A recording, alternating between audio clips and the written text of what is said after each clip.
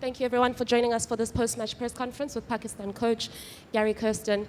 A reminder please to put your hand up before you ask a question and to make sure you've got a microphone on your hand. And just a reminder please, no photographs, no videos of post-match press conferences, and also no selfies please at the end of these interactions. Many thanks. Gary, we have lost a very good opportunity of coming back and in the World Cup. 120 runs winning target. Can't you expect this was easily achievable, or where we faltered? It's a disappointing loss, that's for sure. I knew 120 wasn't going to be an easy target, because if India only got 120, it was always going to be not the easiest. But I think we had the game at 72 for 2 with 6 or 7 overs left at that point. So disappointing not to get across the line from the position we got ourselves into. Gary, at what point in time do you think we lost the plot? Because we were like cruising to victory. I thought it was be over by the 18th, 19th over. Yeah. We couldn't convert, we couldn't hit the boundaries. So what precisely do you think was the reason, one big reason why we couldn't do it? We get past the finish line? Yeah, I think decision making, some maybe not so great decision making when you got the game on, to run a ball, 8 wickets in hand, decision making at that point, and that's the game. It's international cricket for you. You make mistakes like that, you're going to pay. So I thought we made some poor decisions at important phases in the game. For us to get across the line, and we had the game in our hands, I thought Rizwan played really well for us. We knew it was going to be a tough wicket to bat on, so we managed the chase really well, and then just kind of let it slip at the end. Yeah. Gary, it seems like Pakistan is virtually out of the tournament, and it was a small total. And what do you think, what makes the difference between the two teams in the low-scoring match? So first of all, it wasn't a small total on that wicket. It's a good total. Okay, I think we knew that. It was always going to be a good game. And secondly, we've still got a chance in the tournament.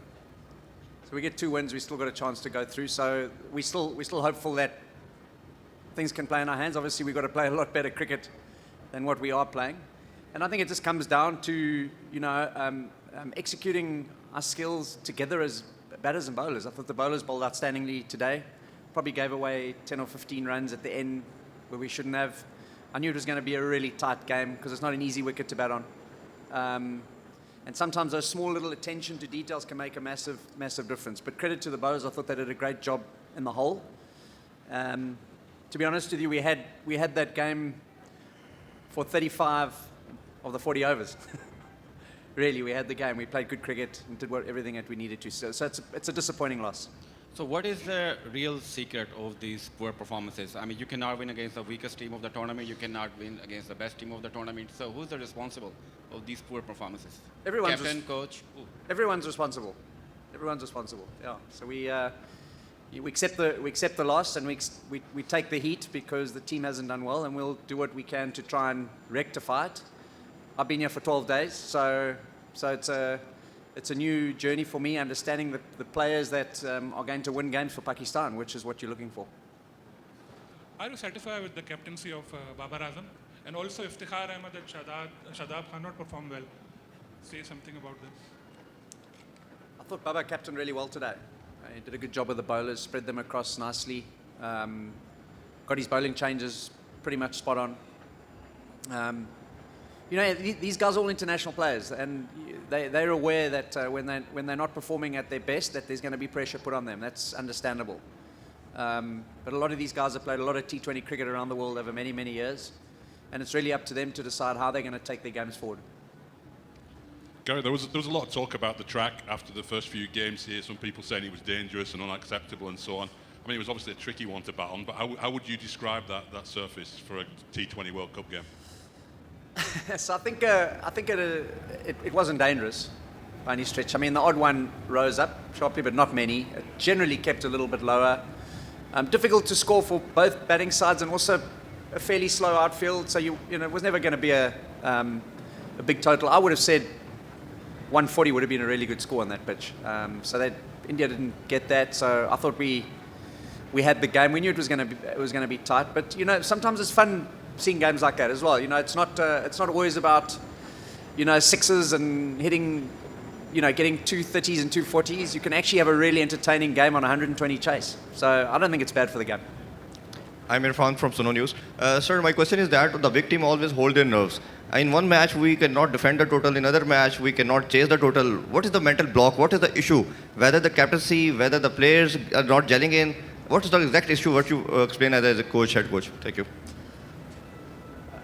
As I said, I've only been here a handful of days. So I'm having a look into the environment and looking at what the issues are. I look at these players. I've watched them play many years on TV and kind of getting to know them. They're fantastic guys. They're playing for their country, so they really are pumped. I mean, there's a lot of very disappointed guys in the change room now. I think for me, the most important thing for every international player is that you continue growing and developing as a player and understanding what the demands of international competition are. The game is changing pretty much every year. So if you're not up to it and you're not improving, you're going to get found out somewhere. Coach Shakir Abbasi here. Winning the toss, bowling first. We saw that there was a game plan when Pakistan were doing bowling. But chasing 120 runs, what was the message or what was the decision when the openers Babar and Rizwan went in? What was the game plan? And in the middle of the match, and after 10 overs, you rushed to the field as well. You have a quick meeting with the guys, Rizwan and Usman. What was that time? What was your message and why they not able to execute your strategy? So the message from all of us was look for the odd boundary, try and capitalize on the loose balls and make sure that you can get as many ones as you can through the innings. And I thought we did that brilliantly for 15 overs. We kept it at a runner ball, and then we lost wickets, and then we stopped scoring ones, and then we were looking for boundaries. And once you'd got to that point, it was always going to be hard. So the message was to do what we executed on for 15 overs. Gary, as a coach, do you think in T20 cricket, modern day batters have forgotten the importance of tapping the ball around and running for ones and twos? I think certainly on a pitch like that, it is really important to be able to rotate the strike. So I agree with you that sometimes it's fun to watch a game like this where it's not only about hitting boundaries, but you also have to be able to use 120 balls really well. As I said, we did for 15 overs and then we lost the plot.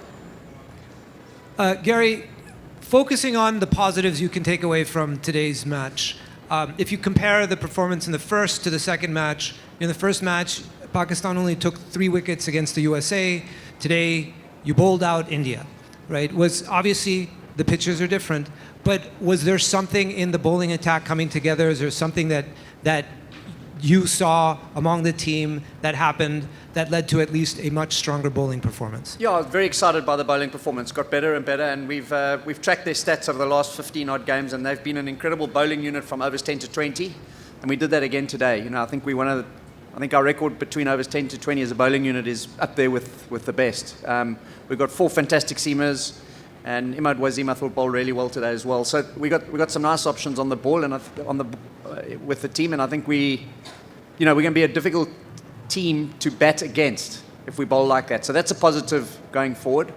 Obviously, there's a concern around how we can put our innings together and structure it. We did really nicely in the last game against USA, where Shadab Khan and Baba put on a partnership of 70 when we were 26 for 3.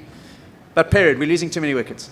As a batting unit, you can't lose as many wickets as we are losing. Players have got to take responsibility when that opportunity comes. Hi, Coach. Could you give us the thought process behind promoting Imad Wasim and Shadab over Iftikhar? It was just Imad came in. We just wanted to have left-hand, right-hand combinations throughout, especially if they were going to use their spinners. So that was the decision.